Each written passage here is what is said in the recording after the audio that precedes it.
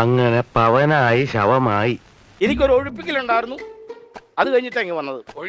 ഒഴിഞ്ഞു ഞാനിങ്ങ് ഒഴിഞ്ഞിങ്ങ് പോകുന്നു. അമ്മയുടെ പ്രസിഡന്റ് സ്ഥാനത്ത് നിന്ന് മോഹൻലാൽ രാജിവെച്ചിരിക്കുന്നു. സ്വാഭാവികം. താരസംഘടന അമ്മയുടെ പ്രസിഡന്റ് മോഹൻലാൽ അടക്കം മുഴുവൻ ഭരണസമിതിയും രാജിവെച്ചു. നേതൃത്വത്തിൽ താൻ ഇരുന്നപ്പോൾ ഉണ്ടായ വിവാദങ്ങൾ മനസ്സ് വേദനിപ്പിച്ചെന്ന യോഗത്തിൽ വികാരാധീനനായി മോഹൻലാൽ പറഞ്ഞു. പാവം, അയാൾ കരഞ്ഞുകൊണ്ടാ പോകുന്നത്. അവൻ കരയണം, എന്നാലേ അവനൊക്കെ പഠിക്കൂ. മോഹൻലാൽ ഈ വിഷയത്തിൽ എന്തുകൊണ്ട് പ്രതികരിക്കുന്നില്ല എന്നതടക്കമുള്ള രൂക്ഷ വിമർശനങ്ങൾ സമൂഹ മാധ്യമങ്ങളിലടക്കം ഉയർന്നിരുന്നു. പൊതുസമൂഹം ഒരുപോലെ ചോദിച്ചിരുന്നു, എന്തുകൊണ്ട് ഇത്ര ദിവസമായിട്ടും മിണ്ടുന്നില്ല. എന്താണ് പുളുന്താനാശാന ഒരു മൗനവ്രതം? തനിക്ക് നാണമില്ലേണോ? ഇല്ല. കമലേഷ്, ലാലിൻ്റെ പ്രതികരിച്ചുവെന്ന് വരുത്തി അദ്ദേഹം ഒളിച്ചോടിയിട്ടില്ല. അദ്ദേഹം മാധ്യമങ്ങളോട് സംസാരിച്ചു, അങ്ങനെ വരുത്തി തീർത്തു. അദ്ദേഹം ആകെ പറഞ്ഞത് എല്ലാവരും കൂടെ നിൽക്കണം എന്ന് മാത്രമാണ്. ഇനി എങ്ങനാ കാര്യങ്ങളൊക്കെ?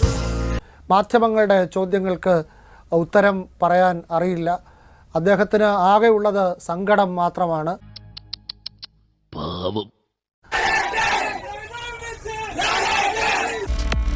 എവിടെ നിന്ന് കയറി വരുന്നു? ഒരു അന്ത്യമില്ലേ?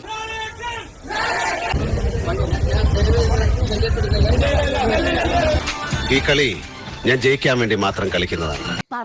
നടൻ ജയസൂര്യക്കെതിരെ വീണ്ടും കേസ് എന്ന വാർത്ത കൂടി ഇപ്പോൾ പ്രേക്ഷകരെ തേടിയെത്തുക. തൊടുപുഴയിലെ ലൊക്കേഷനിൽ വെച്ച് നടിക്ക് നേരെ ലൈംഗിക അതിക്രമം നടത്തി എന്നാണ് കേസ്. തിരുവനന്തപുരത്ത് നടിയുടെ പരാതിയിൽ കരമന സ്റ്റേഷനിൽ രജിസ്റ്റർ ചെയ്ത കേസ് തൊടുപുഴ പോലീസിന് കൈമാറും. നേരത്തെ മാധ്യമങ്ങളിലൂടെ വെളിപ്പെടുത്തിയ നടിയുടെ പരാതിയിന്മേലാണോ ഈ കേസ്? തിരുവനന്തപുരം സ്വദേശിയായ കരമന സ്വദേശിയായ ആദ്യം ജൂനിയർ ആർട്ടിസ്റ്റ് ആയിരുന്ന ആ നടിയുടെ വെളിപ്പെടുത്തലിന്റെ പശ്ചാത്തലത്തിലും അതിനുശേഷം SIT ടീം അംഗമായ ഐശ്വര്യ ഡോങ്കളെ ഇവരുടെ മൊഴി എടുത്തിരുന്നു. അതിന്റെ അടിസ്ഥാനത്തിലാണ് ഇന്നിപ്പോൾ കേസ് എടുത്തിരിക്കുന്നത്. കാണുന്നില്ല, ആരാണെന്ന് കാണുന്നില്ല. അൺഎക്സ്പെക്ടഡ്ലി ഒരാൾ നമ്മളെ ഹോൾഡ് ചെയ്യണം. തെറ്റെന്ന് പറയുന്ന സംഭവമില്ല, ശരികളല്ലേ ഉള്ളൂ. ഒരു ശരിയിൽ നിന്ന് മറ്റൊരു ശരിയിലേക്ക് വളരുന്നു എന്ന് മാത്രം. പുള്ളിയെ തള്ളിയപ്പം നമ്മൾ ഉദ്ദേശിക്കുന്ന ബലമല്ല, ആൾക്ക് നല്ല ബലമുള്ള കൈയാണ്. ശരിക്കും വന്ന് ഹോൾഡ് ചെയ്തപ്പോൾ ഞാൻ പേടിച്ചിട്ട് ഇങ്ങനെ തള്ളിയപ്പം പുള്ളി 2 സ്റ്റെപ്പ് ബാക്കിലോട്ട് മാറി. സ്ത്രീ, അവൾ അമ്മയാണ്, പെങ്ങളാണ്, ദേവിയാണ്, പ്രകൃതിയാണ്, അവൾ സർവസ്വമാണ്. അപ്പൊ ഞാൻ പറഞ്ഞു, ദിസ് ഈസ് നോട്ട് ഫെയർ.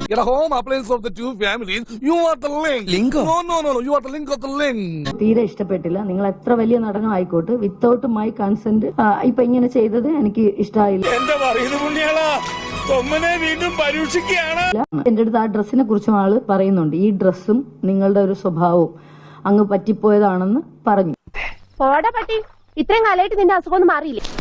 അന്ന് 3 പേരെ വിളിച്ചത്, ഇന്ന് ഒരാളുടെ വിളിപ്പിക്കല്ലേ.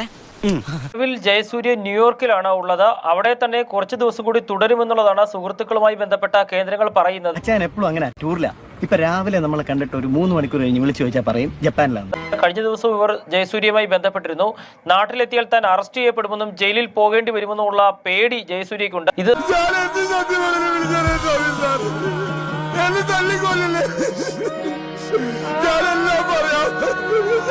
തന്നെയാണ് വിദേശത്ത് തുടരാൻ അയാളെ പ്രേരിപ്പിക്കുന്നതും.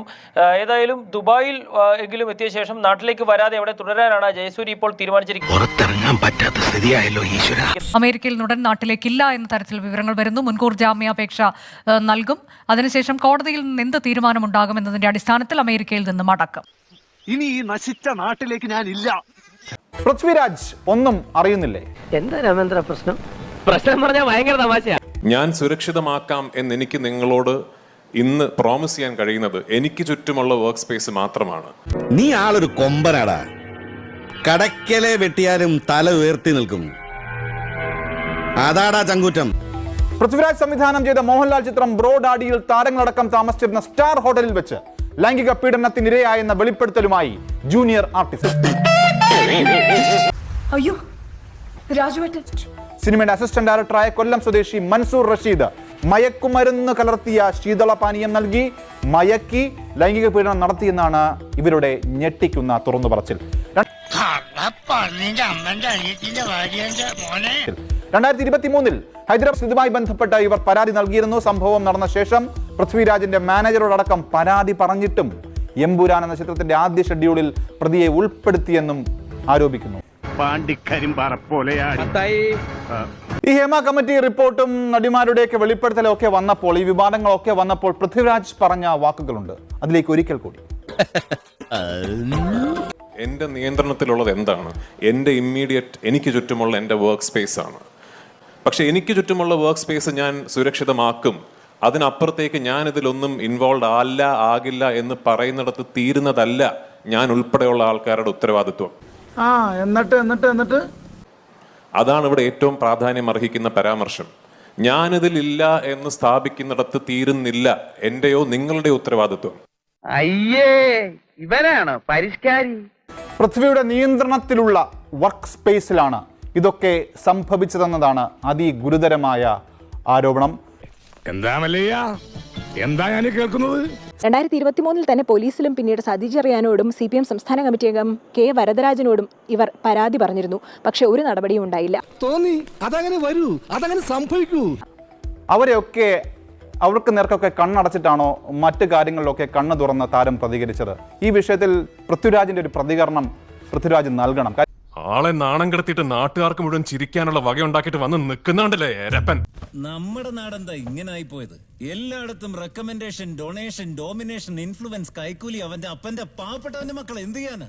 കഷ്ടപ്പെട്ട് ഫസ്റ്റ് റാങ്ക് മേടിച്ചവൻ എന്ത് ചെയ്യാനാ? കൈക്കൂലി മേടിക്കാത്ത ഓഫീസർമാർ എന്ത് ചെയ്യാനാ? കൈമുറിയെ പണിയെടുക്കുന്നവൻ എന്ത് ചെയ്യാനാ? അതിനോട് പ്രസക്തിയില്ല. അല്ലേട്ടാ നമോവാകം.